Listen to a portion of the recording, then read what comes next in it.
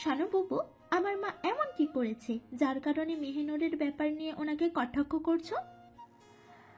শাহনাজ ভেজা তোয়ালে চিপড়ে মেহিনুরের তপ্ত গালটা মুছতেই বলল, তোর মা যে ভালো জাতের মানুষ তাই বলতে বাধ্য হই।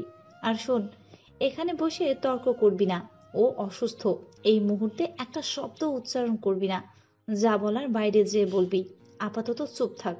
শাহনাজের শক্ত আচরণ সুরাইয়ার ছোট থেকেই অপছন্দ।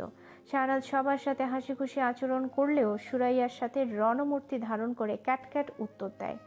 সুরাইয়া আর বসল না মেহিনুরের পাশে, এক প্রকার ক্ষোভ দেখিয়ে রুম থেকে চলে গেল। যাওয়ার সময় সাবাকেও টেনে টুনে সঙ্গে নিয়ে গেল।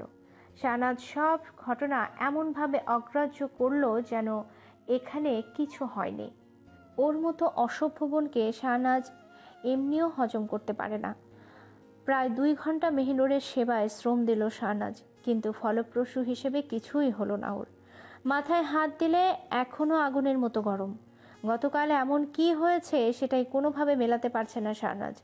বিছানার হেড সাইডে পিঠ লাগিয়ে বসলে হঠাৎ মেহিনুর ঘোরের মধ্যে প্রলাপ বকতে থাকে। সবগুলো কথাই জড়িয়ে যাচ্ছে, সেই সঙ্গে এলোমেলো প্রতিটা কথা। শাহনাজ কপাল কুঁচকে বিড়বিড় করা মেহিনুরের কাছে কান রাখল। অস্পষ্ট সুরে মেহিনুর বলছে, বাড়ি থেকে বিদায় করো, তাড়িয়ে দাও, দাদাভাই চলে যেতে বলো। শাহনাজ আশ্চর্য হতে গিয়ে নিজেকে শান্ত করে, মনকে সান্ত্বনা দেয় হয়তো জ্বরের ঘোরে হাবিজাবি বকছে। কিন্তু মেহিনুর যখন একই কথা অজস্র উচ্চারণ করছে, তখন বাধ্য হয়ে ওর 2 বাহু ধরে কৌতূহল কণ্ঠে জিজ্ঞেস করে, মেহরুন, তুই কি শুনতে পাচ্ছিস? তুই এগুলো কি বলছিস? মেহরুন, তাকা না, জবাব দে মেহরুন। জ্বরের জন্য তিল পরিমাণ চোখ খোলার শক্তি পেল না মেহিনুর। যতবার খুলতে যায় ততবারই নেত্রপল্লব বন্ধ হয়ে আসে ওর। শাহনাজ অনেকবার চেষ্টা করে শেষে হার মানল। অনেকবার কপালে হাত দিয়ে দেখল জ্বরটা একটু যেন কমেছে। স্বস্তির নিঃশ্বাস ছাড়তেই দরজায় কড়া নাড়ার শব্দ এলো। শাহনাজ চকিত ভঙ্গিতে দরজার দিকে তাকালে নীতি ও প্রীতিকে দেখতে পেল। দুজন অনুমতির জন্য অপেক্ষা না করে নিঃশব্দে রুমের ভেতর ঢুকলো। রুমে তখন সোলারের বাতি জ্বলছিল, সিলিং ফ্যান বন্ধ। নীতির মৃদু গলায় শাহনাজকে প্রশ্ন করল, অবস্থা কেমন? জ্বর কমেছে? শাহনাজ মলিন মুখে মেহনুরের দিকে দৃষ্টি দিয়ে হতাশার নিঃশ্বাস ছাড়ে। শেষে নীতির দিকে মুখ ফিরিয়ে ক্লান্ত গলায় বলে, একটু কমেছে, বেশি কমেনি। ও যে কেন এত অসুস্থ হয়ে গেল বুঝতে পারছি না। বৃষ্টির পানিতেই ভিজলেও ওর জ্বর আসে না, সেখানে কোনো কারণ ছাড়াই জ্বর আসলো। নীতি তৎক্ষণাৎ শাহনাজের মুখ থেকে দৃষ্টি সরিয়ে নিল। প্রীতির দিকে দৃষ্টি রেখে ঘন করে ঢোক গিলল। এখানে প্রীতির অবস্থাও ভীতু ভীতু। নীতি ওকে ইশারায় শান্ত স্বাভাবিক থাকতে বলল। প্রীতি সেটায় সায় দিয়ে বুঝিয়ে মাথা হ্যাঁ সূচকে দুলিয়ে ফেলল। নীতি কিছুক্ষণ চুপচাপ দাঁড়িয়ে থাকতে হঠাৎ কাঁচুমাচু ভঙ্গিতে বলল, যদি কিছু মনে না করো একটা রিকোয়েস্ট করি। শাহনাজ প্রশ্ন শুনে কৌতূহলে বশীভূত হলো। হেড সাইড থেকে পিঠ সরিয়ে বিস্ময় দৃষ্টিতে বলল, মনে করার তো কিছু নেই, কিন্তু কিসের রিকোয়েস্ট? নীতি এবার ঠোঁট ভিজিয়ে শুষ্ক গলায় বলল, না মানে আমার মেহরুনকে খুব ভালো লাগে, মিষ্টি একটা মেয়ে। ওর আজ এই অবস্থা দেখে ঘুমোতে ইচ্ছে করছে না, তাই ভাবলাম একটু যদি বসে থাকি। শাহনাজ, আমরা তো চলেই যাব, আর মাত্র কয়েকটা দিন, প্লিজ একটু থাকতে দিন। শাহনাজ কিছুক্ষণ নীরব থেকে নীতিকে থাকার অনুমতি দিয়ে সেখান থেকে চলে যায়। নীতি শাহনাজের জায়গায় বসে ঘুমন্ত মেহনুরের কপালে হাত বুলিয়ে দেয়। প্রীতি এসে বিছানায় বসলে মেহনুরের দিকে তাকিয়ে মুগ্ধ নয়নে বলে, আপু, মেহুনা অনেক সুন্দর, মেয়েটাকে দেখলে শুধু দেখতে ইচ্ছে করে। আমি একটা মেয়ে হয়ে যদি ওর রূপের প্রশংসা করি, তাহলে একবার চিন্তা করো ভাইয়ার কি অবস্থা হচ্ছে। আমার মন বলছে ভাইয়া ওর শিশুছেন শুনে ডেসপারেট ফিল করছে, কিন্তু সেটা আমাদের সামনে প্রকাশ করছে না। মেহনুরের মাথায় আলতো হাতে বুলিয়ে দিতেই বুক ভর্তি নিঃশ্বাস ছাড়ল নীতি। মাহাতিম যে নিজেই অস্থির হয়ে বসে আছে সেটা নীতি স্বচক্ষে দেখেছে। নীতি যে বাধ্য হয়ে ভাইয়ের ধমক খেয়ে মেহনুরকে দেখার জন্য এসেছে সেটা আর খুলে বলেনি কাউকে। এক পর্যায়ে ঘুমে হাই তুলতে লাগলো প্রীতি। 2.5 বছরের ছোট বোনকে রুমে যেয়ে ঘুমোতে বলল নীতি। নীতির কথায় আজ্ঞা মেনে প্রীতি ঘুমাতে চলে যায়। সে রুমের আরেকটি বিছানায় যেয়ে বসে। মেহিনুরের রুমে দুটা কাঠের বিছানা, একটা জানালার কাছে আর একটা রুমের মাঝখানে। মেহিনুর কাঁথা মুড়ি দিয়ে জানালার কাছে শুয়ে আছে। নীতি ভেজানো জানালাটা খুলে দিয়ে সোলারের লাইট বন্ধ করে দিল। দ্বিতীয় বিছানায় চুপচাপ ঘুমহীন চোখে শুয়ে পড়ল। আজ কোনোভাবেই ঘুমানো যাবে না, ঘুমালে মাহাতিম ওকে আস্ত রাখবে না। নীতির ইচ্ছে করছে চোখের মধ্যে মরিচ ডলে দিতে, কিন্তু সাহসে একদম কুলোচ্ছে না। চারপাশ যত নীরব হচ্ছিল, প্রকৃতির ভুতুড়ে আওয়াজ ধীর গতিতে বৃদ্ধি পাচ্ছিল। দূরে কোথাও ঘেউ ঘেউ করে কুকুর ডাকছে, ঝিঝি পোকার শব্দ তরঙ্গ অদ্ভুতভাবে শোনা যাচ্ছে। মৃদু বাতাসের দমকায় গাছের ডালপালা পৈশাচিক ভঙ্গিতে ভয় দেখাচ্ছে। মাটিতে লুকিয়ে থাকা শত শত নাম না জানা পোকাগুলো বিশ্রী বিকট শব্দ করছে। বাইরে এখন ভরা জ্যোৎস্নার রাত, দিকবিদিক রূপার। চারপাশ যত নীরব হচ্ছিল, প্রকৃতির ভুতুড়ে আওয়াজ ধীর গতিতে বৃদ্ধি পাচ্ছিল। দূরে কোথাও ঘেউ ঘেউ করে কুকুর ডাকছে, ঝিঝি পোকার শব্দ তরঙ্গ অদ্ভুতভাবে শোনা যাচ্ছে। মৃদু বাতাসের দমকায় গাছের ডালপালা পৈশাচিক ভঙ্গিতে ভয় দেখাচ্ছে। মাটিতে লুকিয়ে থাকা শত শত নাম না জানা পোকাগুলো বিশ্রী। চারপাশ যত নীরব হচ্ছিল, প্রকৃতির ভুতুড়ে আওয়াজ ধীর গতিতে বৃদ্ধি পাচ্ছিল। দূরে কোথাও ঘেউ ঘেউ করে কুকুর ডাকছে, ঝিঝি পোকার শব্দ তরঙ্গ অদ্ভুতভাবে শোনা যাচ্ছে। মৃদু বাতাসের দমকায় গাছের ডালপালা পৈশাচিক ভঙ্গিতে ভয় দেখাচ্ছে। মাটিতে লুকিয়ে থাকা শত শত নাম না জানা পোকাগুলো বিশ্রী বিকট শব্দ করছে।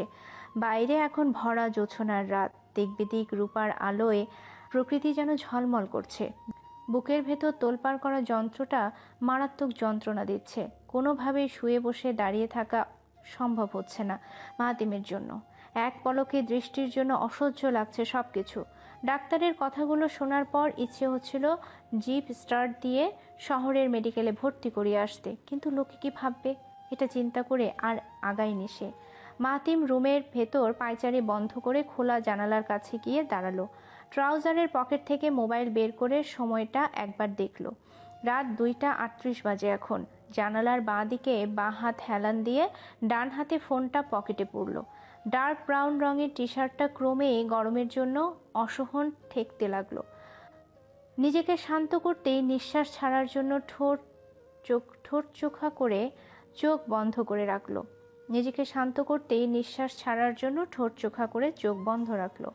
আয়নার পানে তাকিয়ে থাকা ভয়ার্ত দুই চোখ, কাঁপুনিতে থরথর করে ওঠা রক্তিম লাল ঠোঁট, কুচি গোঁজার জন্য পেটের কাছ থেকে শাড়ি ওঠানো, আঙুলের কবল থেকে একে একে কুচি ছেড়ে দেওয়ার মুহূর্ত, সবই মনের দৃশ্যপটে স্পষ্ট রূপে দেখতে পাচ্ছিল। যদি আর কয়েক সেকেন্ড ওখানে দাঁড়িয়ে থাকতো, তাহলে নিজেকে নিয়ন্ত্রণ করা বড্ড কষ্টসাধ্য হতো। ওই দৃশ্য দেখলে মাথা অটোমেটিক কাজ করা বন্ধ করে দিত। মাহাতিম জানালা থেকে হাত সরিয়ে আকাশের দিকে তাকালো। অমনি নিজেকে শক্ত করে দরজার সিটকিনি খুলে ফেলল। খুবই সাবধানে রুমের বাইরে পা ফেলে আশপাশে তীক্ষ্ণ দৃষ্টি দিয়ে কাঙ্ক্ষিত গন্তব্যে যেতে লাগলো। এক ধাপে 3 সিঁড়ি করে উঠতেই চুপচাপ মেহিনুরের রুমের কাছে আসলো। আবারও ডানে ও বামে সতর্ক দৃষ্টিতে তাকালো। বিপদমুক্ত অবস্থা বুঝতেই চট করে ভেতরে ঢুকে রুমের দরজা আটকে দিল। কিন্তু লাইটহীন রুমে কিছুই দেখা যাচ্ছিল না। মাহাতিম আন্দাজের উপর ভিত্তি করে হাত এগিয়ে লাইট জ্বালালো। অমনি যে দৃশ্য দেখলো তাতে প্রচণ্ড ক্ষেপে গিয়ে ঠোঁট কুঁচকে দ্বিতীয় বিছানার কাছে আসলো। নীতি পাহারা দেয়া বাদ দিয়ে আরামসে ঘুমোচ্ছে। এই দৃশ্য দেখে ঠাস ঠাস করে গাল বাজিয়ে মারতে ইচ্ছে করছে। রাগের মাথায় শূন্যে হাতও উঠালো মাহাতিম, কিন্তু নিজেকে সামলে নিয়ে চিবিয়ে চিবিয়ে ডাকলো, নীতির বাচ্চা উঠ। নীতি ঘুমের রেশে ডান পাশ থেকে বাঁ পাশে ফিরে শুলো। মাহাতিম ওর অবস্থা দেখে আরও দুধাপ চটে উঠল। ক্রোধের বশে ঠিকই ঘুমন্ত নীতির গালে ঠাস ঠাস করে চড় মারল মাহাতিম। অনেকটা ভয় ওর বিস্ময় নিয়ে হুড়মুড় করে উঠল নীতি। গালে হাত দিয়ে সামনে তাকিয়ে দেখে মাহাতিম দাঁড়িয়ে আছে। ভয়ে ভয়ে দুটো ঢোক গেলে গাল থেকে হাত নামিয়ে তোতলানো সুরে বলে, ভাইয়া, এই মাত্রই শুয়েছি। মাহাতিম ক্রুদ্ধ সুরে বলে ওঠে, তা তো দেখতেই পাচ্ছি, তোকে আমি ঘুমানোর জন্য পাঠিয়েছি। কি বলেছিলাম মনে নেই? নীতি আর উত্তরের জন্য মুখ খুলল না। চোখ নিচু করে বিষণ্ণ মুখে বসে থাকলে মাহাতিম গলা নামিয়ে স্বর নিচু করে ওকে বাইরে যেতে বলে। নীতি প্রথমে আশ্চর্য হয়ে যায় কথা শুনে, পরক্ষণে মাহাতিমের রাগান্বিত অবস্থা দেখে কিছু বলে না সে। রুমের বাইরে গিয়ে দরজা চাপিয়ে পাহারা দিতে থাকে। মাহাতিম বুঝতে পারল এই প্রথম সে ইচ্ছাপূর্বক মেহিনুরের রুমে এসেছে, যেখানে মেহনুর অচেতন হয়ে পড়ে আছে। পিছু ফিরে তাকালেই সে মেহনুরকে দেখতে পাবে, কিন্তু কেমন যেন এক জড়তা মনের অলিন্দে ছুটাছুটি করছে। মন যেন বলছে একবার তাকালে নিস্তার নেই মাহাতিম। মস্তিষ্ক যেন বলছে এখানে না এসে যাবে কই। মাহাতিম দুই চেতনার টানাপোড়েনে কিছুক্ষণ স্তম্ভিত হয়ে দাঁড়িয়ে রইল। মুখ উঁচু করে সোলার লাইটটা দেখে কি যেন চিন্তা করলো। সেই মুহূর্তেই সুইচ বোর্ডের কাছে গিয়ে লাইটটা নিভিয়ে দিল। দরজার বাইরে পাহারা দিতে গিয়ে সুইচের শব্দে চমকে উঠল নীতি। সাথে সাথে আশ্চর্য দৃষ্টিতে পেছন ফিরে তাকালো। দরজার নিচ দিয়ে আলো আসছে না কেন? এতক্ষণ যে আলোটা ছিল সেটা কোথায় গেল? মাহাতিম কি সত্যিই লাইট নিভিয়ে দিল? কেন নেভালো? নীতি অন্তত এটুকু জানে মাহাতিম খারাপ চরিত্রের ব্যক্তি না, কিন্তু আজকের সমীকরণ সে কিছুতেই মেলাতে পারছে না। এক চুলো না। রুমের লাইট নিভিয়ে হুঁশহীন মেহনুরের দিকে এগুতে লাগলো মাহাতিম। রুমটা ঘুটঘুটে অন্ধকার হলেও জানালা থেকে আগত আলোয় মেহনুরের গৌরবর্ণের মুখটা যেন দেখা যাচ্ছে। সেদিকে মহাবৃষ্টির মতো দুচোখ আটকে আছে মাহাতিমের। কি অদ্ভুত সৌন্দর্যের মাঝে দৃষ্টি নিবদ্ধ হয়ে আছে সেটি মাহাতিম প্রকাশ করতে পারছে না। অজান্তেই পা চালিয়ে বিছানার কাছে এসে বসল মাহাতিম। তাকিয়ে দেখল ঠোঁট ভেদ করে মৃদু ভঙ্গিতে নিঃশ্বাস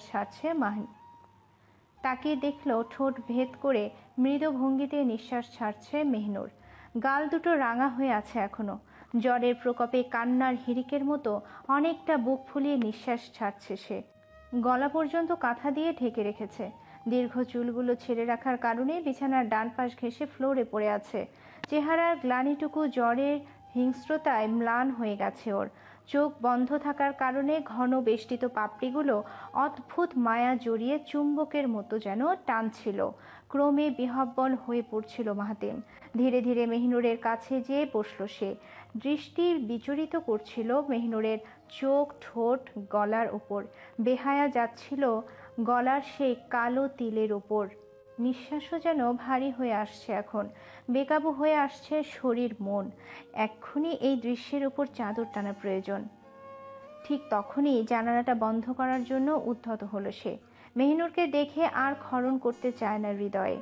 জানালা বন্ধ করতে গিয়ে হঠাৎ মনে পড়ল, যদি জানালাটা সম্পূর্ণ বন্ধ করে দেয় তাহলে একেবারেই আলোহীন অবস্থা হয়ে যাবে এখন। চট করে সিদ্ধান্ত বদলে শুধু জানালার পর্দাটা টেনে দিল। সম্পূর্ণ অন্ধকার না হলেও রুমে আবছা অন্ধকার বিরাজ করল। মনের সকল জড়তা যেন স্বল্প অন্ধকার পেয়ে উধাও হয়ে গেল। হাত এনে রাখলো মেহনুরের কপালের উপর। তপ্তময় কপালে হাত রাখতে যেয়ে ধক করে উঠল বুকটা। চমকে গিয়ে তৎক্ষণাৎ হাত সরিয়ে ফেলল মাহাতিম। অতি মাত্রায় আশ্চর্য হয়ে নিজের হাতের দিকে তাকালো সে। জ্বরের তাপমাত্রা এতটা প্রবল হয়ে আছে কি করে? অনেকটা উদ্ভ্রান্তের মতো চারপাশ তাকাতে লাগলো মাহাতিম। পানি কোথায়, পট্টি কোথায়, কিছুই যেন খুঁজে পাচ্ছিল না তখন। তাড়াতাড়ি বিছানা থেকে পাশের টেবিলে লক্ষ্য করতেই বাটি সমেত পট্টিটা দেখতে পেল। দ্রুত গতিতে সেটা এনে পট্টি ভিজিয়ে কপালের উপর চেপে ধরল। মিনিট দুয়েক ওভাবেই চেপে রাখলো ভেজা সুতির পট্টিটা। হালকা মতন গরম হয়ে এলেই আবার ভিজিয়ে নেয় সেটা। পরপর অনেকবার ভেজা পট্টি কপালে চেপে ধরল। তারপর আবার কপালে হাত রেখে তাপমাত্রা পরখ করল। কিছুটা কমলেও 100-র নিচে নামেনি শিওর। মাহাতিম উপায়ন্তর না পেয়ে নীরব ভঙ্গিতে নিঃশ্বাস ছাড়ল। মাথা কিছুটা নুইয়ে মেহনুরের মাথার দুই পাশে হাত রেখে ওর মুখের উপর ঝুঁকল। আলো আধারের অন্ধকারে ওইটুকুনি মুখটা যেন হৃদয়ের মধ্যে দহন স্পর্শ চালিয়ে যাচ্ছে। কাছে থাকার জন্য ব্যাকুল হয়ে উঠছে। অস্থিরতার তীব্র ক্লেশ কাজ করছে মনে। ওকে চোখ শুয়ে দেখতে পাচ্ছিল মাহাতিম, কিন্তু নিয়ন্ত্রণের বাইরে চলে যাচ্ছিল সে। কিছুক্ষণ ওই বদ্ধ চোখের কিছুক্ষণ ওই বদ্ধ চোখের পাণ্ডুর মুখটার দিকে নীরব তাকিয়ে কোমল মিশ্রিত শীতল কণ্ঠে বলে, আমার সামান্য উপস্থিতি পেয়ে এমন অবস্থা হবে ভাবতেও পারিনি পুচকি। এতটা জ্বর বাঁধিয়ে অসুস্থ হয়ে পড়বে ভাবতেও পারিনি। বয়স তো অল্প তোমার, তবুও কেন বড়দের মতো চলাফেরা করো? নিজেকে কেন এত আলাদা মতো রাখো? কথাটুকু শেষ করতেই চোখ থেকে দৃষ্টি সরালো মাহাতিম। ওর উপর থেকে যেই উঠতে নেবে গোঙানি সুরে শব্দ করল মেহিনুর। চোখের পাতা স্বল্প আকারে খুললে মুখের ওপর কাউকে যেন টের পাচ্ছিল। অন্ধকারে মুখ স্পষ্ট দেখা না গেলেও মনের ভ্রম ভেবে বিড়বিড় করে মেহিনুর বলল, অসভ্য একটা লোকের সামনে পড়ে গেছে দাদাভাই। দাদাভাই, ওই অসভ্য লোকটাকে তুমি তাড়িয়ে দাও। চোখ বন্ধ করে অচেতন অবস্থায় ঘোরের মধ্যে বিড়বিড় করছিল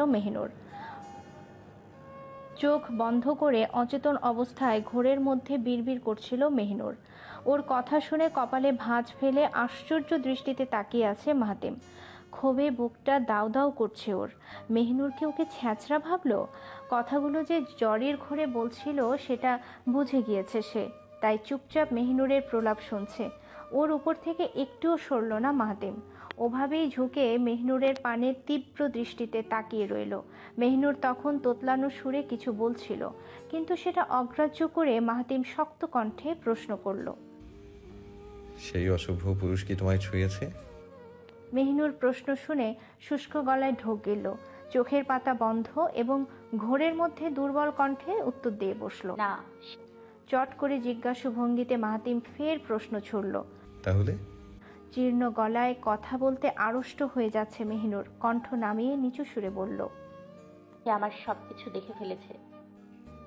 গম্ভীর ভঙ্গিতে তাকিয়ে থাকা মাহাতিম হঠাৎ এমন ভঙ্গিমার জবাব শুনে ফিক করে হেসে দিল। উত্তরের জন্য সহস্য কণ্ঠে বলল, তাই?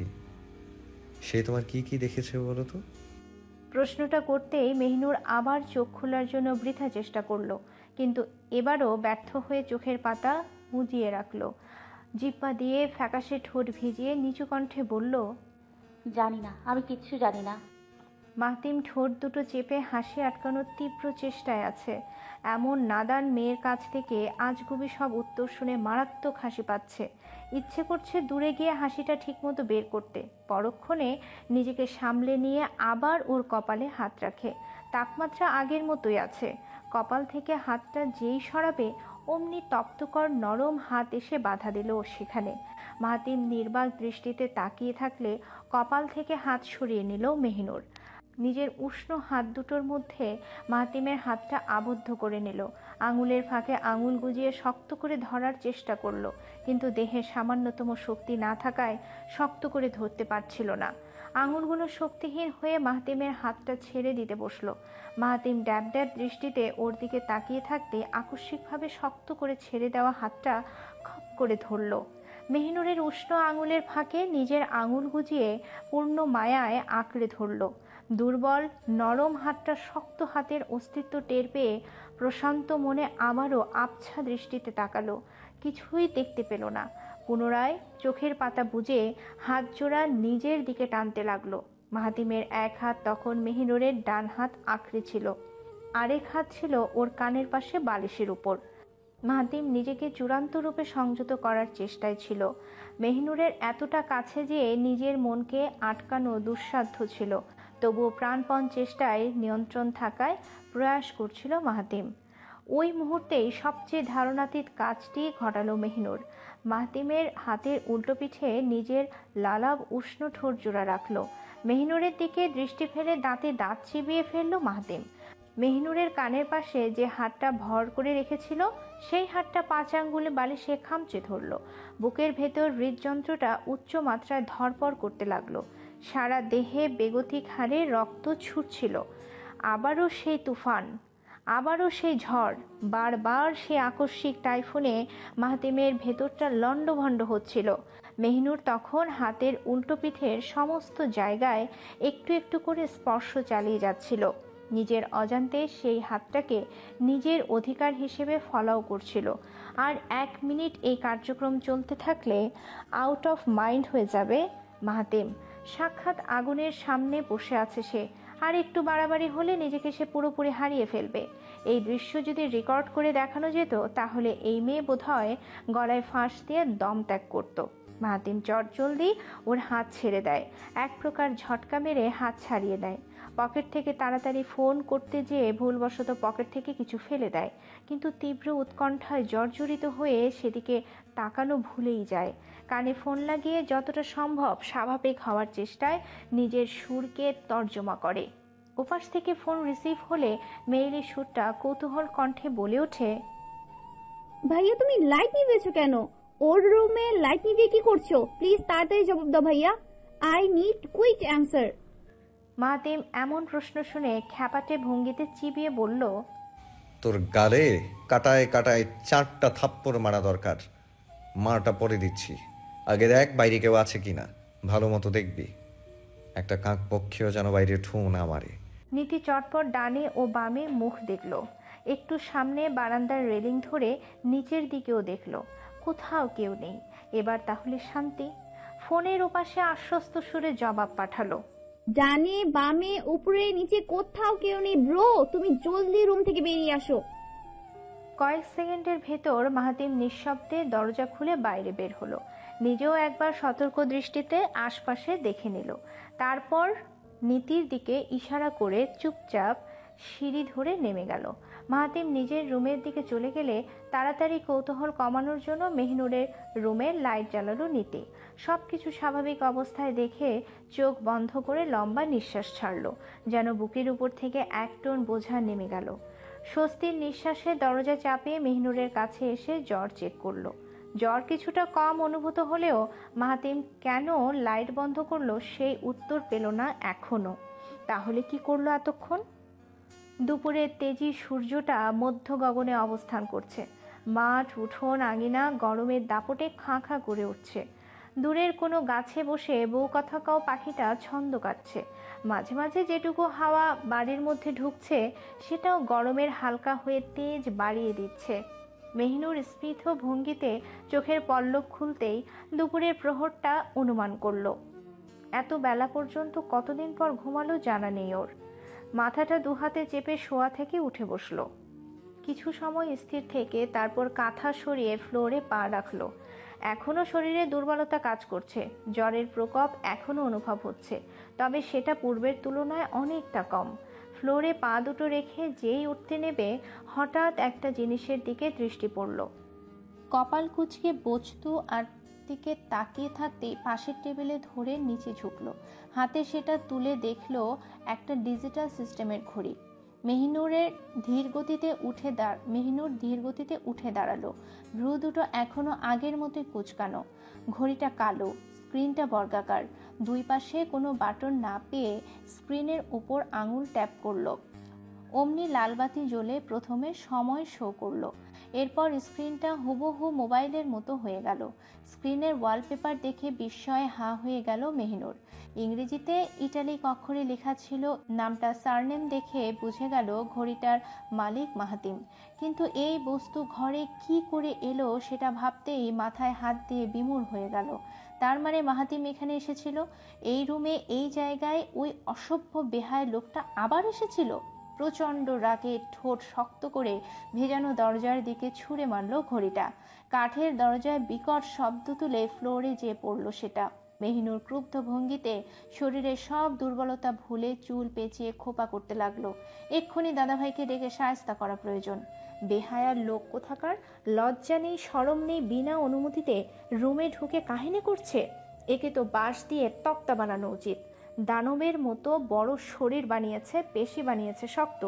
ইনোসেন্ট একটা অ্যাটিটিউড দেখিয়ে সবখানে দাপট দেখাচ্ছে, অথচ লজ্জা নেই একটুও। ঠাস করে চড় মেরে ইজ্জতের ফালুদা করা উচিত এই লোকটার। অসভ্য, অভদ্র কোথাকার। কে বলবে ডিসেন্ট ফ্যামিলি থেকে বিলং করে। প্রচণ্ড ক্রুব্ধ হয়ে নিজের চারপাশ ভুলে দরজার বাইরে পা রাখলো মেহনুর। এই সময়টায় সৌভিকরা গাছতলায় বসে আড্ডা মারে।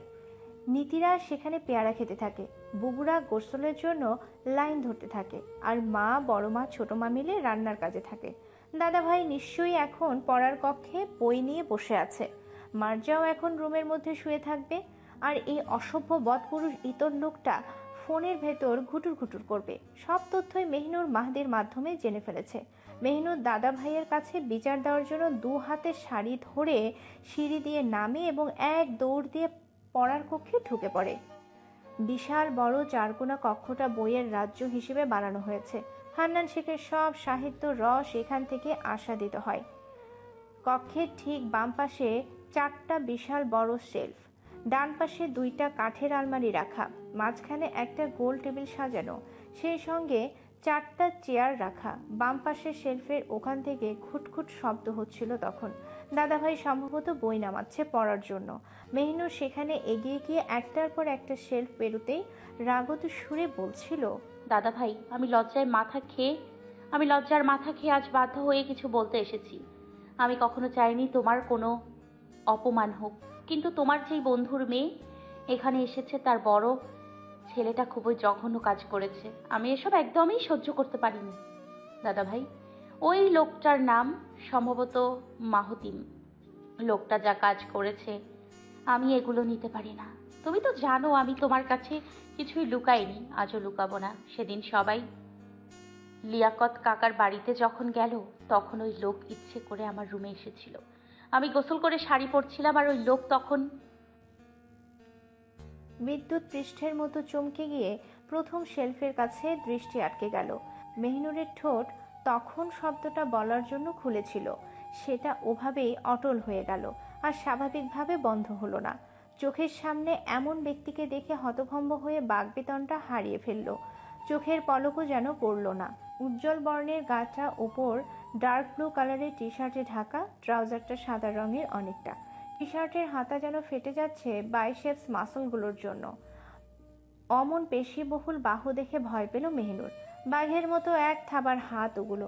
ওই হাতে যদি একটা চটকানা কেউ খায়, নির্ঘাত ও মাগো বলে 2 দিন অজ্ঞান থাকবে। বা ভ্রুটা তীক্ষ্ণভাবে উঁচু করে তোলা, যেন দৃষ্টি দিয়ে গোগ্রাসে খেয়ে ফেলবে। ঠোঁট দুটো শক্ত করে রাখা, যেন বাকিটুকু আর ভাবতে চাইল না মেহিনুর। চিন্তার চাকা বন্ধ করে চুপচাপ পিছাতে লাগলো। অনবরত ঢোক গিলতে গিলতে ধীরে ধীরে পিছিয়ে যাচ্ছিল। তার হাতে থাকা শার্লক হোমসের বইটা যেন ধারালো যন্ত্রের মতো লাগছিল। কিন্তু মেহিনুর পিছনে না তাকিয়ে পিছিয়ে যাওয়ার জন্য একটু বুঝতে পারেনি সে 4 নম্বর শেলফের সাথে ধাক্কা খাওয়ার জন্য প্রস্তুতি নিচ্ছে। মাহাতিম ওর ভীতু চেহারা দেখতেই হঠাৎ শেলফটার দিকে নজর পড়ল, কিন্তু বাধা দেওয়ার আগেই যা হওয়ার সেটা ঘটে গেল। সেই সঙ্গে বাড়তি কাহিনীর সূক্ষ্ম ঘটনা হিসেবে যুক্ত হলো, যেটা মাহাতিম খেয়ালই করেনি। মেহিনুর অস্ফুট শব্দে ব্যথার সুরে শিউরে উঠতেই তৎক্ষণাৎ চোখ কুঁচকে ঠোঁট কামড়ে ফেলল, মাথাও নুইয়ে ফেলল সাথে সাথে। মাহাতিম ওর দিকে এগুলো ঠিকই, অথচ মেহিনুর ওর আগমন দেখে আর পেছালো না। মাহাতিম একদম ওর সামনে এসে দাঁড়ালো। শার্লক হোমসের বইটা মেহিনুরের ঠিক মাথার উপরে থাকা তাকটার ফাঁকে ঢুকিয়ে বলল, আমাকে দেখে ভয় ভয়ের কিছুই ছিল না। আমি তোমাকে কিছুই করিনি, অকারণে মনের মধ্যে ভয় ঢুকিয়ে রেখেছো। আমি অতটা অসভ্য নই যতটা তুমি নানার কাছে বিচার দিতে এসেছো। মাথা উঠিয়ে উপরের দিকে তাকালো মেহিনুর। সামনে দাঁড়ানো দানবীয় মানুষটার মুখটার দিকে দৃষ্টিপাত করার চেষ্টা ছিল। মাহাতিম বইটা তাকের ভেতরে ঠেলে দিয়ে মেহিনুরের দিকে তাকালো, আর তখনই আবিষ্কার করলো মেহিনুরের গাল বেয়ে অসংখ্য অশ্রুফোঁটা দেদারসে গড়িয়ে পড়ছে। ঠোঁট কামড়ে কিছু হজম করার চেষ্টা চলছে। চেহারার উপর যন্ত্রণার ছাপ লেপ্টে গেছে, যেটা কয়েক সেকেন্ড আগেও ছিল না। প্রচণ্ড অবাক হয়ে ওর দিকে প্রশ্ন ছুড়ল মাহাতিম, তুমি কাঁদছো কেন? পিঠে কি বেশি ব্যথা পেয়েছো? মেহিনুর উত্তর না দিয়ে চোখ আরও তীব্র রূপে কুঁচকে ফেলল। শেলফের ধাক্কা খেয়ে পিঠ এত ব্যথা হবার কথা না। ব্যাপারটা কেমন সোজা ঠেকলো না। মাহাতিম ব্যাপারটা তলিয়ে দেখতেই আপাদমস্তক যেই তাকালো, সাথে সাথে বিস্ফোরণ চাহনিতে চেঁচিয়ে উঠল, ওই রক্ত কিসের? ওখান থেকে হাত সরাও। চেঁচানো কণ্ঠ শুনে এক দফা শিউরে উঠল মেহিনুর। চোখ খুলে মাহাতিমের দিকে তাকালো। চোখাচোখি হতে থরথর করে কাঁপতে থাকা হাতটা কোমরের ডান পাশ থেকে সরাতে লাগলো। কাঁচা হলুদ রঙের শাড়ি পরুয়া মেহিনুর আঁচলের নিচ থেকে হাত বের করে সামনে ধরতেই মাহাতিমের দৃষ্টি স্তব্ধ হয়ে গেল। ওর হাত টেনে দেখতেই বাকরুদ্ধ ভঙ্গিতে মাহাতিম সঙ্গে সঙ্গে ওর কোমরে হাত রাখল। জীবনেই প্রথম দেহের উপর অনাকাঙ্ক্ষিত ব্যক্তির স্পর্শ পেয়ে সমস্ত গা শুদ্ধ কেঁপে উঠল মেহনুর। মাটির সুগভীর পথে নিজেকে কবর দিতে ইচ্ছে করছিল ওর। তীব্র আক্ষেপে আক্রান্ত হয়ে চোখ বন্ধ করে কেঁদে ফেলল। হাতে ভেজা ভেজা সিক্ত অবস্থা অনুভব করতেই মাহাতিমের দৃষ্টি স্থির হয়ে গেল। গলগল করে রক্তের স্রোতে যেন হাত লেপ্টে যাচ্ছিল। মেহনুরের কোমর থেকে গলগল করে রক্ত বেরোচ্ছে। কাঁচা হলুদ রঙের শাড়িটা রক্তের কারণে ভিজে যাচ্ছে। ওর কোমরে হাত দিয়ে স্তব্ধ হয়ে গেছে মাহাতিম। হতভম্ব দৃষ্টিতে নির্বাক হয়ে মেহনুরের ব্যথাগ্রস্ত মুখের দিকে তাকিয়ে আছে। মেহনুরের চোখ থেকে ঝরঝর করে অশ্রু গড়িয়ে নিচে পড়ছে। প্রচণ্ড যন্ত্রণায় নিচের ঠোঁট কামড়ে ফুপিয়ে কাঁদছে ও। মাহাতিম ওর কোমর থেকে ধীরে ধীরে হাত সরিয়ে ফেলল। চোখের সামনে রক্তমাখা হাতটার দিকে এক পলক দৃষ্টি দিতেই তৎক্ষণাৎ বুকটা মোচড়ে আসে ওর। শরীরে যেন অদ্ভুতভাবে শিরশির করে উঠল। নিজের ভেতরে যে ঝড়টা ফের শুরু হয়েছে সেটা বুঝতে দিল না একটুও। চোখ দুটো নির্বাক হয়ে গেলেও দৃষ্টি শুধু ক্ষত জায়গাটার দিকে স্থির ছিল। কাট কাট গলায় ঠোকিলে কাঁচা হলুদ রঙের শাড়িটা পেটের কাছ থেকে সরিয়ে কাঁধে তুলে দিল মাহাতিম। হঠাৎ পেটের উপর থেকে শাড়ির আবরণ উঠে গেলে চমকে যায় মেহনুর। অশ্রুতে টলমল করা চোখ দুটো তখন আতঙ্কগ্রস্তে লিপ্ত। জোরে জোরে অনবরত নিঃশ্বাস নিতে নির্বোধের মতো আবার পালাতে গেল, কিন্তু গাধার মতো আবারও পেছাতে গিয়ে একই জায়গায় একইভাবে তারকাটা ঢুকে বিদ্ধ হলো কোমর। ক্ষত জায়গায় হাত চেপে বুবু বলে চিৎকার দিতেই দুই ঠোঁট শক্ত করে কুঁচকে ফেলল মেহনুর। এমন কাণ্ডে আশ্চর্য হয়ে গিয়ে প্রতিক্রিয়াহীন হয়ে গেছে মাহাতিম। বিস্ফোরণ চাহনিতে কয়েক সেকেন্ড ওভাবেই তাকিয়ে থাকলে চেঁচিয়ে এক ধমক লাগায়।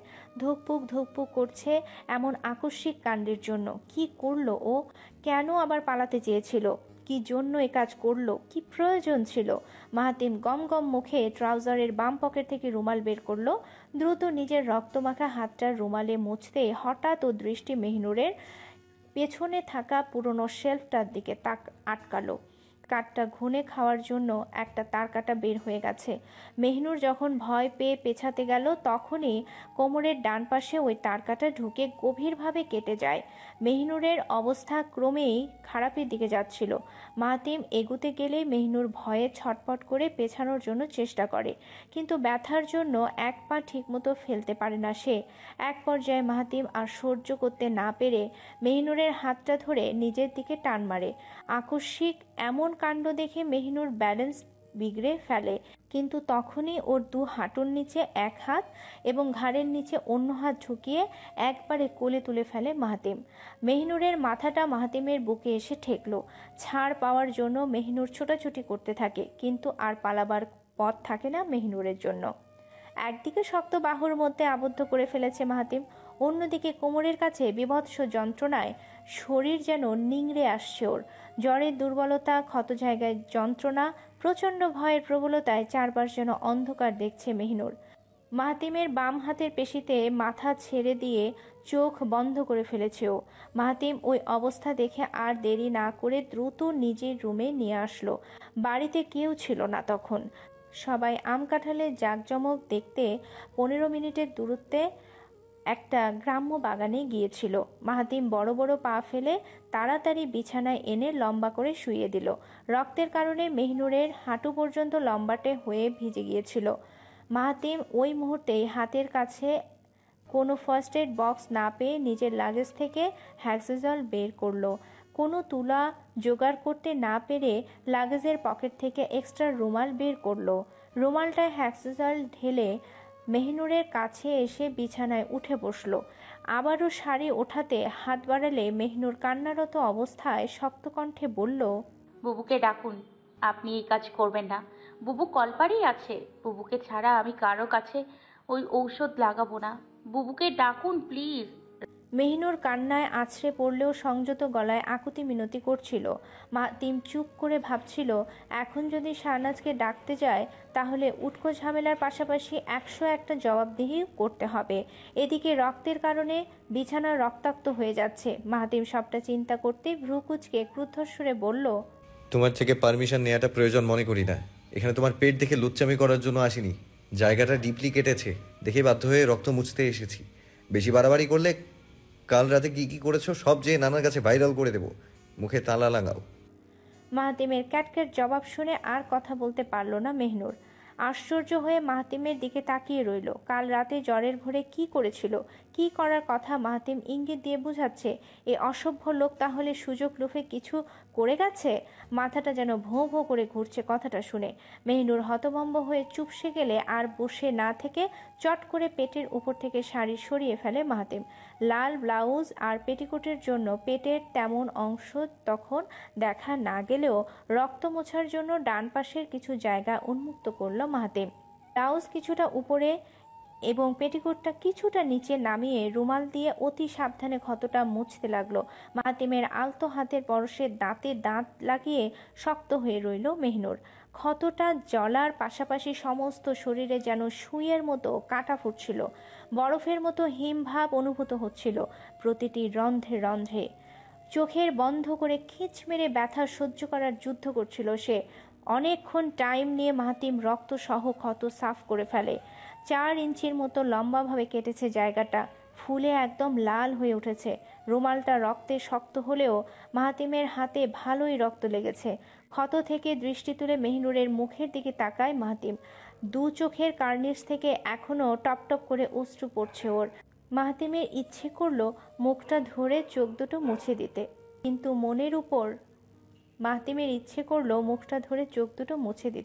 কিন্তু মনের উপর পাথর ফেলে দৃষ্টি সরিয়ে সেখান থেকে উঠে পড়ে।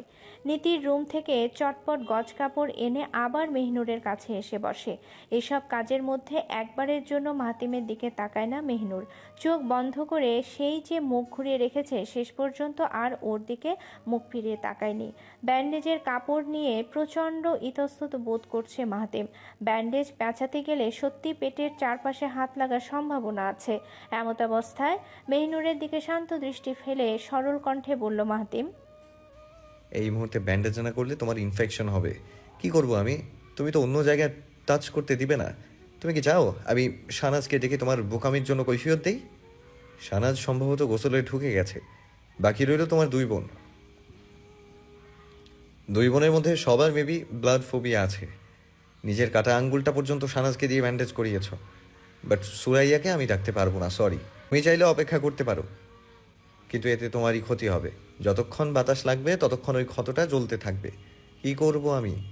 আমাকে ব্যান্ডেজ করতে দিবে নাকি ওইভাবে ব্যথা নিয়ে কাঁদতে থাকবে? মাহাতিমের সোজাসাপটা উত্তর শুনে চোখ খুলে মুখ ফিরিয়ে তাকায় মেহনুর।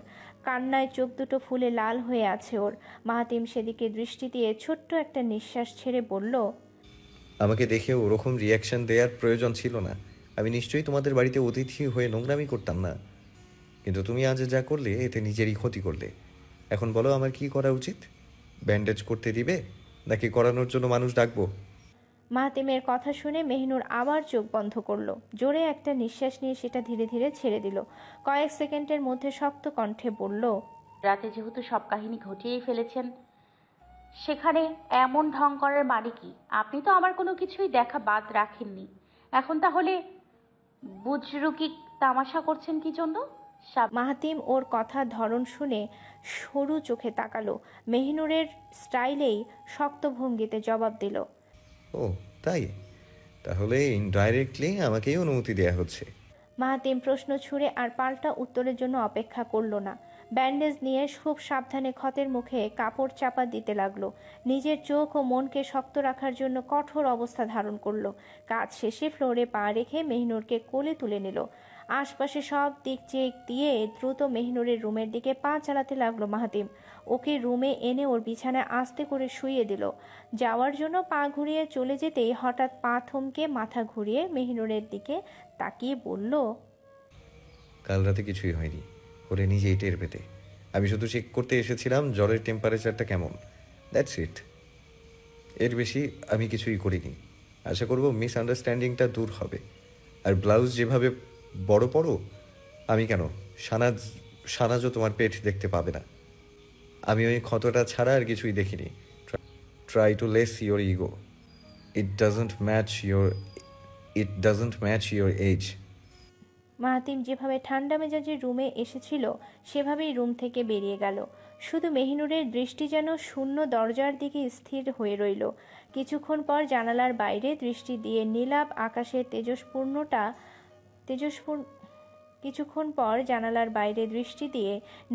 আকাশের তেজস্পূর্ণ সূর্যটা দেখতে লাগলো মেহিনুর। এই লোকটার মতো এত অসভ্য জাতের পুরুষ মেহিনুর আর দেখেনি। নিজেই অভদ্রের মতো রুমে ঢুকে অনুমতি না নিয়ে জ্বর দেখতে আসে, আবার সভ্য শিষ্টের মতো নিজেকে বেটার পার্সোনালিটির জেন্টলম্যান বলে দাবি করে। কেমন বদমাশ ধরনের লোক হলে এমন দুমুখ কথা বলে? ভবিষ্যতে কেউ দুমুখ মানুষের কথা তুললে এটার জন্য মাহাতিম আনসারি যেন জ্বলন্ত প্রমাণ হবে। রুমে এসে হাঁপ ছেড়ে বাঁচল মাহাতিম, কিন্তু হাত দুটো পরিষ্কার করা দরকার। কলপারে এখন মেয়েরা আছে, সেখানে গিয়ে যদি হাত ধুতে যায় সবাই মেহনুরের ব্যাপারটার সাথে কানেক্ট করে দেবে। রিস্ক নেওয়ার মানেই হয় না। রক্ত শুকিয়ে গেছে এখন, আর ভেজা ভাব নেই হাতে। মাহাতিম বিছানার উপর থেকে ফোন নিয়ে সৌভিককে কল দেয়। কিছুটা শক্ত ভঙ্গিতে তীব্র উৎকণ্ঠায় বলে ওঠে, তুই কোথায় আছিস? বাজারে না বাইরে? সৌভিক পেয়ারায় এক কামড় দিতে যেয়ে থেমে গেল। কিছুটা কৌতূহল হয়ে সন্দেহজনক কণ্ঠে বলল। মাহাতিম খানিকটা উদ্বিগ্ন হয়ে গেলেও নিজেকে যথাযথভাবে সংযত করে স্বাভাবিক কণ্ঠে বলল, তোর গলার টোন এরকম শোনাচ্ছে কেন? কিছু হয়েছে? আমার ভয়েস টোন কি তোর গানের মতো লাগে?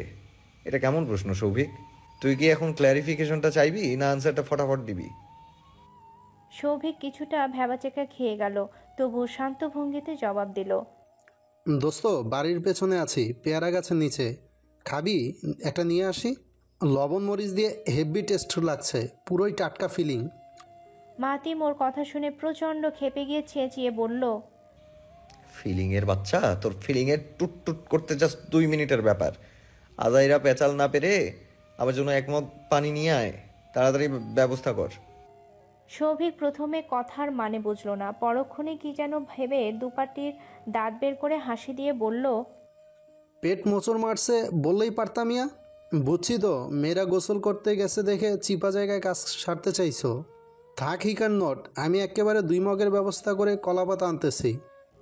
মাহাতিম রেগে মেগে বারুদ হয়ে কিছু অশ্রাব্য ভাষা উচ্চারণ করবে অমনি সিয়ামের কণ্ঠস্বর শুনতে পেল। ফোনটা সম্ভবত লাউড স্পিকারে ছিল, তাই সিয়ামও প্রশ্ন ছুড়ে বলল, কলাপাতা দিয়ে কাজ করতে পারবি, সমস্যা হবে না। মাহাতিম আর ধৈর্য রাখতে পারল না, এক ধমক দিয়ে দুটোকে গালিগালাজ করতেই সৌভিক হাসতে হাসতে বলল, আচ্ছা আচ্ছা থাম ভাই, পানি আনতেছি, চিন্তা করিস না, আনতেছি। তুই নিচে আয়, আমি নিধিকে দিয়ে পানি আনতে পাঠাইতাছি। সৌভিকের কথা শেষ হতে টুট শব্দ হতে লাগলো। কান থেকে ফোন নামিয়ে দেখলো মাহাতিম ফোন কেটে দিয়েছে। কিছুক্ষণের মধ্যে মাহাতিম চলে আসতেই সবার দৃষ্টি ওর হাতের দিকে আটকে যায়। 2 হাত লাল বর্ণের রাঙা এবং ডার্ক ব্লু রঙের টি শার্টটা পেটের কাছে কালচে হয়ে শুকিয়ে আছে। নীতি বিস্ময়সূচকে চক্ষু তারা বিশাল বড় করে মগ হাতেই প্রশ্ন করলো, ভাইয়া তোমার হাতে এগুলো কি, ব্লাড নাকি? মাহাতিম এক পলক নীতির দিকে তাকিয়ে হাতে পানি ঢালার জন্য ইশারা দেয়। নীতি সদ্বিদ ফিরে পেলেও আহাম্মকের মতো তাকিয়ে থাকে। মগের পানিতে 2 হাত ধুয়ে নীতির ওড়না টেনে হাত মুছতেই মাহাতিম স্বাভাবিক কণ্ঠে বলে, কাহিনীর ব্যাপারে এখন প্রশ্ন করতে আসবি না, পরে জিজ্ঞেস করিস। এখন কথা বলতে ইচ্ছে করছে না, মা আসলে বলবি কাল ভোরের দিকে চলে যাচ্ছি। কথা শেষ হতেই পা ঘুরিয়ে চলে যায় মাহাতিম। একটুও পিছু ফিরে 3টা কৌতূহল দৃষ্টির জন্য দাঁড়ালো না। নীতি খালি মগটা নিয়ে দাঁড়িয়ে থাকতেই অন্যমনস্ক ভঙ্গিতে বলল, ঘাপলা আছে সৌভিক ভাই, মাহতিম ভাইয়ের ব্যাপারটা বিরাট ঘাপলা আছে।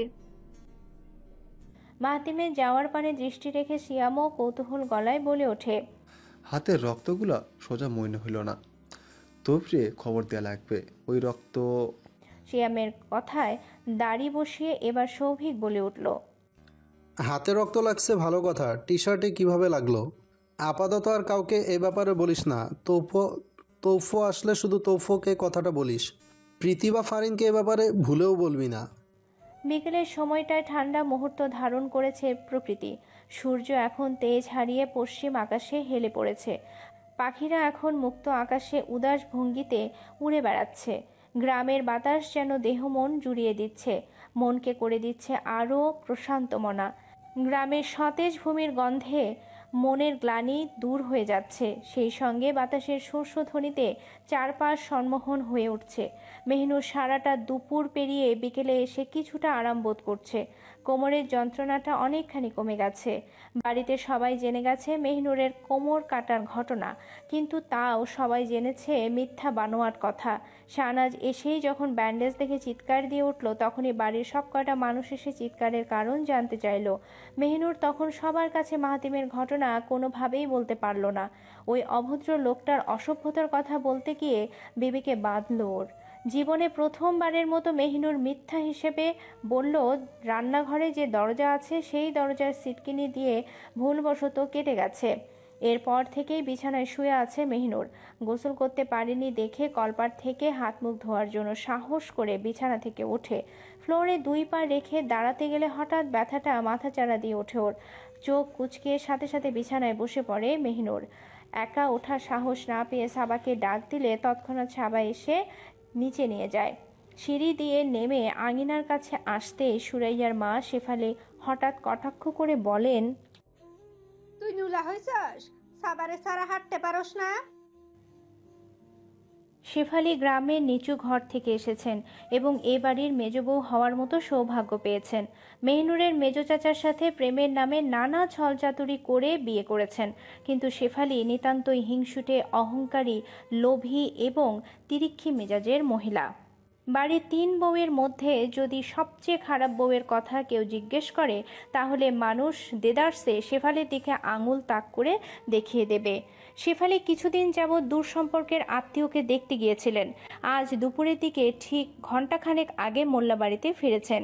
এসেই তিনি মার্জাকে দেখে খুশিতে গদগদ হয়ে ওঠেন। খুশির কারণ একটাই, মার্জা বিরাট পয়সাওয়ালা মানুষ। এমন পরিবারে নিজের মেয়েটাকে যদি ইনিয়ে বিনিয়ে গছিয়ে দিতে পারেন, তাহলে মেয়ে যে রানীর মতোই পায়ের উপর পা তুলে থাকবে, এতে কোনো সন্দেহ নেই। বরঞ্চ নিজেও এত ভালোই সুবিধা ভোগ করতে পারবেন। মেহনুরকে তিনি দু চোখে সহ্য করতে পারেন না। আড়ালে থাকলে চটাস চটাস করে থাপ্পড় মারতেও পিছপা হন না। আজ মেহনুরের প্রতি বিশেষ যত্ন দেখে তিনি রাগ সামলাতে পারলেন না। আঙিনার একপাশে শুকনো মরিচের ডালা রেখে ওর সামনে এসে দাঁড়ালেন। বিরক্ত মুখে কপাল কুঁচকে বললেন, তুই যে নুলা হয়ে ঘুরে বেড়াচ্ছিস, লজ্জা করে না? বাড়িতে অতিথি দেখা ঢং মারাচ্ছিস, উলাগুলার সামনে খাতে চাচ্ছিস, চড়িয়ে গাল ফাটিয়ে দিব বজ্জাচ্ছেরি। যা, একলা যাবি। ওই সাবা ওরে সার। মেহনুর বিষণ্ণ মুখে সাবার দিকে তাকালো। মুখের অবস্থা এমন যে কোনো মুহূর্তে কেঁদে দিবেও।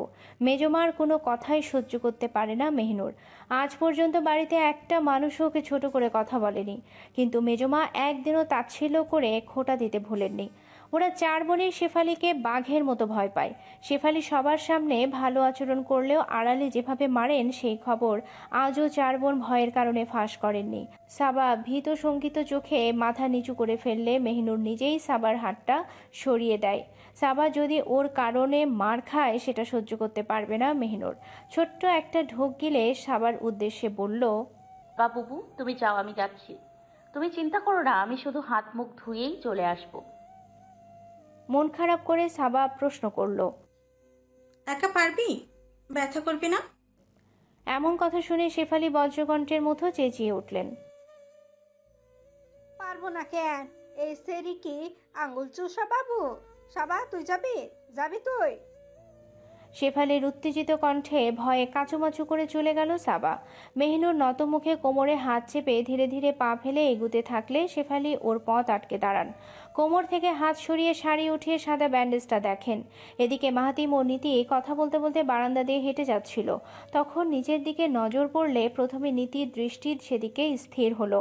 মাহাতিম ট্রাউজারের 2 পকেটে হাত ঢুকিয়ে গম্ভীর মুখে হাঁটছিল, কিন্তু পাশে নীতিকে দেখতে না পেয়ে মুখ ঘুরিয়ে পেছনে তাকালো। নীতি বারান্দা থেকে কেমন থমকানো দৃষ্টিতে কিছু একটা দেখছিল। মাহাতিম কৌতূহল মনে ওর দৃষ্টি ধরে নিচে দেখতেই মেহনুর ও শেফালির কীর্তিকাণ্ড স্পষ্ট দেখতে পেল। কৌতূহলটা ক্রমান্বয়ে বাড়তে বাড়তে এমন পর্যায়ে গেল, মাহাতিম কপাল কুঁচকে বারান্দার রেলিংয়ের কাছে দ্রুত এগিয়ে গেল। ট্রাউজারের 2 পকেট থেকে হাত বের করে রেলিংয়ের উপর রাখলো। শেফালি কোমরটা দেখতেই হঠাৎ ব্যান্ডেজের উপর দু আঙ্গুলে এত জোরে টোকা মারলেন, মেহিনুর চোখ খিচুনি মেরে অস্ফুট শব্দে মাথা নিচু করে ফেলল। দোতলা থেকে এমন দৃশ্য দেখে নীতি ও মাহাতিম চরম মাত্রায় অবাক হয়ে গেল। নীতি আশ্চর্য কণ্ঠে চমকিত চাহনিতে বলল, ওকে কিভাবে ব্যথা দিল ভাইয়া? কি খারাপ, ও এমনিতেই হাঁটতে। বাক্যটা শেষ হওয়ার আগেই মাহাতিম এক হুঙ্কার দিয়ে উঠল। দোতলা থেকে গলা ফাটিয়ে চেঁচিয়ে বলল, আপনি ওর সাথে এটা কি করলেন? ওকে ব্যথা দিলেন কেন? কি হলো? এই, আপনাকে কিছু জিজ্ঞেস করেছি না? ওর ব্যান্ডেজের ওপর ব্যথা দিলেন কেন? মাহাতিমের চেঁচানো গলা শুনে শেফালি যখন উপরে তাকালো, আতঙ্কিত হয়ে গেলেন তিনি। মাহাতিম গর্জিয়ে উঠেছে যেন এখনই সব লণ্ডভণ্ড করে তাণ্ডব করে দেবে ও। শেফালি অনবরত ঢোক গিলতে থাকলে বারবার রান্নাঘরের দিকে তাকাতে লাগলো। সুজলা আর মাহমুদা সব শুনল কিনা আল্লাহ জানে। মাহাতিম ততক্ষণে ধোপাধূপ নিচে এসে দাঁড়িয়েছে। নীতিও এক দৌড়ে ভাইয়ের পাশে এসে উপস্থিত। এক এক করে সবাই যে যার রুম থেকে ঘটনাস্থলে এসে জড়ো হতে থাকে। শাহনাজের সাথে সুজলা, মাহমুদাও এসে হাজির হলো।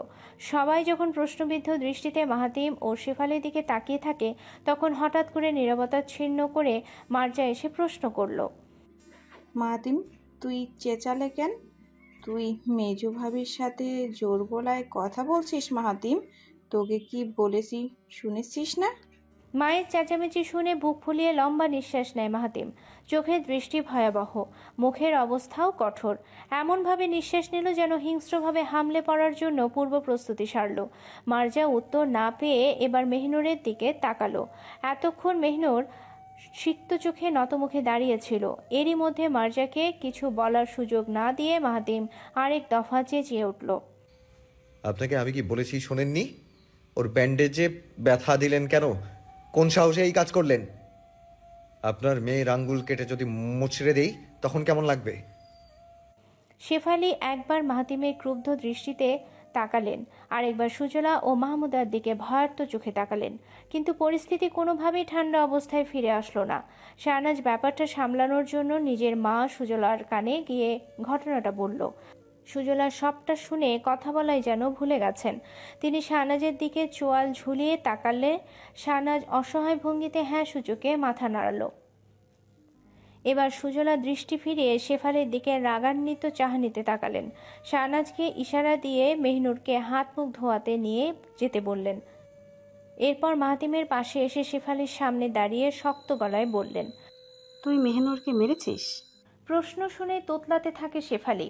নিজেকে সত্য প্রমাণ করার জন্য বৃথা চেষ্টা চালাতে গিয়ে সুজলা ওকে বলিষ্ঠ ভঙ্গিতে থামিয়ে বলে, চুপ কর, আর কোনো মিথ্যা কথা বলতে যাবি না। তুই সাবাকে তাড়িয়ে দিয়েছিস, এই কথা অস্বীকার করবি না। আজ আব্বা আসুক। তুই যে কত বড় পাপ করেছিস, আব্বা আজকে বিচার করুক। আমি তোকে বাঁচাবো না। মাহমুদা, তুই যদি ওকে বাঁচাতে আসিস, তোর সাথে আমার কোনো সম্পর্ক থাকবে না। তোর মেয়ের সাথে এমন ব্যবহার শুনে আমার গায়ে চামড়া জ্বলে যাচ্ছে। এবারে সবাই জানে আমি মেহনুরকে নিজের মেয়ের তুলনায় বেশি আদর করি।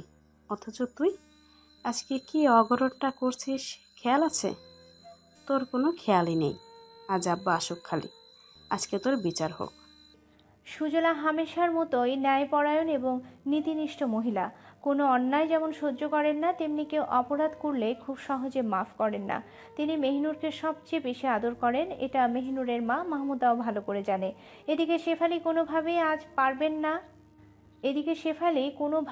আজ পার পাবে না, এটাও সবাই ভালো মতোই বুঝে গেছে। হান্নান শেখকে ডাকার জন্য খবর পাঠালে তিনি বলে দেন রাতে একটু দেরি করে ফিরবেন। পাশের গ্রামে বিরাট গন্ডগোল লেগেছে, সেটা দেখার জন্য নালিশে বসেছেন। সুজলা আটি গেড়ে উঠানোর চৌকিতে বসে আছেন। যে পর্যন্ত শেফালির বিচার না হবে সেই পর্যন্ত বাড়ির ভেতরে পা দেবেন না তিনি। সন্ধ্যার পর বাড়ির বাইরে বের হওয়াটা অশুভ হলেও আজ সকলেই সুজলাকে ঘিরে দাঁড়িয়ে বা বসে আছেন। মার্জা ও মাহমুদা সুজলার পাশেই চৌকিতে উঠে বসে আছে। আজ এই ঘটনার জেরে বাড়িতে এমন এলাহি কাণ্ড ঘটবে কে জানে। নীতি, প্রীতি, শামিক, সাবির ও মাহাদি তীব্র উৎকণ্ঠায় আগেনার চৌকিতে বসে আছে। নীতি বাদে চারজন বিষণ্ণ ভাব কাটানোর জন্য মোবাইলে লুডো কিং খেলছে। সৌভিক, তৌফ ও সিয়াম রুক্ষ মুখে বেতের চেয়ারে গোল করে বসে আছে। সবার মধ্যেই থমথমে অবস্থা বিরাজ করছে। নীতি ওদের লুডো খেলা দেখতেই হঠাৎ ওর নিজের ফোনটা ভাইব্রেট হয়ে ওঠে। চমকে গিয়ে মোবাইলের দিকে তাকাতেই মাহাতিমের মেসেজ দেখে। মেসেজের লেখা দেখে নীতি এবার সত্যি সত্যিই ঘাবড়ে যায়। রাস্তা ক্লিয়ার? Can I go? তাড়াতাড়ি চেক কর। নীতি প্রচণ্ড ভয় পেয়ে যায় মেসেজ দেখে। সে জানে না মাহাতিম কি করতে চাইছে। মনের মধ্যে অজানা ভয়ে উৎকণ্ঠা অবস্থা ধারণ করেছে। সেই সঙ্গে ভয়জড়িত অবস্থায় সংকোচ বোধ করছে নীতি। এদিকে মাহাতিম কাঙ্ক্ষিত উত্তর জানার জন্য দ্বিতীয় দফায় মেসেজ পাঠালে নীতি সব কিছু ঠিকঠাক দেখে বলে দেয়, বাইরে আসতে প্রবলেম নেই, এখানে বড়দের মধ্যে কেউ নেই। মাহাতিম ঠিক 2 মিনিটের মাথায় নিজের রুম থেকে বের হয়। গায়ের পোশাক ততক্ষণে পাল্টে নিয়েছে মাহাতিম। টি শার্ট খুলে শার্ট গায়ে দিয়ে শার্টের 2 হাতা দ্রুততার সাথে কনুইয়ের ভাঁজে গুটোচ্ছে। নীতি আঙিনায় বসা অবস্থায় দোতলার দিকে তাকায়। মাহাতিম যে বারান্দা পেরিয়ে সিঁড়ির কাছে এসে পড়েছে সেটা সম্পূর্ণ দেখতে পায় নীতি। মাহাতিম ততক্ষণে নিচে এসে দাঁড়ালে প্রীতি ও ফারিনের দৃষ্টি মাহাতিমের দিকে থমকে যায়। তারা সূক্ষ্ম কারণে কৌতূহল ভঙ্গিতে জিজ্ঞেস করে, ভাইয়া তুমি কোথাও কি যাচ্ছ? মাহাতিম শুধু নীতির দিকেই তাকিয়ে থাকে। এই মুহূর্তে কাউকে না জানিয়ে কাজটা সারতে হবে, তাই প্রীতি ও ফারিনের কথায় উত্তর না দিয়ে চুপচাপ বাইরে বেরিয়ে যায় মাহাতিম। নীতিকেও জানায় না কোথায় যাচ্ছে সে। নীতি বিমর্ষ চাহনিতে মাহাতিমের যাওয়া দেখতে থাকে। ও কি কাল ভোরের জায়গায় আজই চলে যাচ্ছে? এসব ভাবতেই নীতি ঝট করে ওঠা থেকে দাঁড়িয়ে পড়ে। দ্রুত পায়ে সৌভিকদের কাছে গিয়ে মাহাতিমের ঘটনা বিস্তারিত বলে দেয়। কথাগুলো শুনতেই মেজাজটা সামলাতে না পেরে নীতির মাথার পেছনে 4টি মারে সৌভিক। স্বর নামিয়ে রাগান্বিত ভঙ্গিতে কটমট করে বলে, তোর মাথায় কি গোবর ভরে রাখছিস? ও যে চলে গেল এই ব্যাপারটা আমাদের আগে বলবি না? শালার মেজাজটাই খারাপ হয়ে গেছে। সৌভিকের কথায় আড়ি ভেঙে মাঝখান থেকে তৌফ বলে ওঠে, দোস্ত এবার কি হইব? মাহাতিম যদি এইবার চলে যায় তাহলে আর জীবনেও ওর কপালে শান্তি জুটবো না। শালা বাটপাত তো আবারও বালের চাকরির পেছনে কুত্তার মতো খাটবো না। দোস্ত কিছু কর, অনেক হয়েছি। তৌফের উত্তেজিত কথার মধ্যে হঠাৎ থেমে যায়। চোখ বন্ধ করে মাথা নিচু করে ফ্লোরের দিকে মুখ করে থাকে। সবাই যখন একই চিন্তার রেশে প্রচণ্ড চিন্তিত হয়ে ওঠে তখন সিয়াম নীরবতা ভেঙে চুরমার করে ফেলে। ওকে যাওয়ার সময় লাগেজ নিয়ে গেছে? ওই নীতি, শাড়ি দামড়ে মনে কর, ওকে লাগেজ নিয়ে গেছে? নীতি জলদি কিছু মনে করার ভঙ্গিতে চুপ থেকে হঠাৎ ব্যতিব্যস্ত ভঙ্গিতে জবাব দেয়, না না না, ভাইয়ার সঙ্গে কিচ্ছু নেয়নি, শুধু জিপের চাবিটা হাতে দিয়েছি, আর কিছু ছিল না। এটুকু কথা শুনে সবাই একসাথে স্বস্তির নিঃশ্বাস ছাড়ালো। ভাবটা এমন করলো যেন মাথায় তাক করা বন্দুকটা কেউ নামিয়ে ফেলেছে। সিয়াম ব্যাতের চেয়ারের পিঠ হেলিয়ে ক্লান্ত ভঙ্গিতে বলে, লাগেজ না নিলে শান্তি। লাগেজের চিপায় ওর পাসপোর্ট লুকিয়ে রাখছি। শালা কেমনে এই সুন্দরীখানা থেকে বাইর হয় আমিও দেখবো। মাহাতিম হনহন করে মাথার চুলগুলো ব্যাক ব্রাশ করতেই জিপের কাছে এগুতে লাগলো। আঙিনার চৌকিতে বসা মার্জা তখন ছেলের আকস্মিক গমন দেখে মার্জা ভ্রু কুচকন করে বলেন, এই তুই কোথায় যাচ্ছিস? মাহাতিম পকেটে হাত ঢুকিয়ে চাবি বের করতেই মার্জার উদ্দেশ্যে শক্ত কণ্ঠে বলল, তোমার বোঝা উচিত কেন জিপ নিয়ে বের হচ্ছি। পেছন থেকে আর ডাকবে না। কথা শেষ করতেই জিপে গিয়ে উঠল মাহাতিম। চাবি ঢুকিয়ে জিপ ঘুরিয়ে শোঁ করে চলে গেল রাস্তার দিকে। চারপাশে রাতের অন্ধকারে হতবাক হয়ে গেছেন মার্জা। ছেলের এমন উগ্র আচরণে বিমূঢ় হয়ে বসে রইলেন তিনি। সুজলা সবটা খেয়াল করলেও না দেখার ভান করে মাহমুদার সাথে কথা বলতে লাগলেন। অপরদিকে রুমে শুয়ে হাঁসফাঁস করছে মেহনুর। কোমরের যন্ত্রণাটা আবারও যেন চাড়া দিয়ে উঠেছে। সাদা ব্যান্ডেজটা যেন হালকা মতন লাল হয়ে গেছে। মাহাতিম যদি না আসতো শেফালি ওকে পীড়া দেওয়ার জন্য আরও কত কি করতো কে জানে। কিন্তু এই ঘটনার কারণে দাদাভাই কেমন প্রতিক্রিয়া দেবে সেটা নিয়েই ভয় পাচ্ছে মেহনুর। ওর দাদাভাই যতই শক্ত হয়ে থাকুক না কেন এসব কারণে অসুখ বাঁধানোর শঙ্কা আছে। মেহনুর সেটা নিয়েই চিন্তায় অস্থির হয়ে আছে।